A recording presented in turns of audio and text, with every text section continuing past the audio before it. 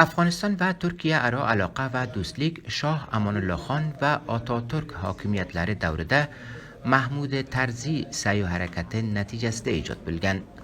Bugun Turkiyaning Herotdagi Tiko idorasi Mahmud Tarziy siyosiy va madaniy hayoti, ta'lifoti va ikki mamlakat aro do'stlik va aloqalar davom etib borishi haqida Turkiya davlat rahbarlariga Tarziy janoblari yozib yuborgan xat va maktublar ko'rgazmasini ochdi.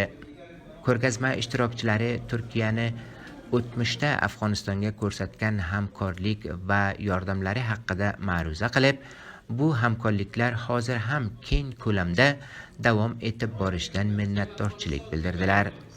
Mahmud Tarzining bundan qariyb 100 yil oldin ta'lif qilgan Yer yuzidagi 3 nuqta nomli sayohatnoma kitobi ushbu munosabatda Tiko idorasi tomonidan ham chop etilib, bugungi marosim qatnashchilariga sovg'a berildi.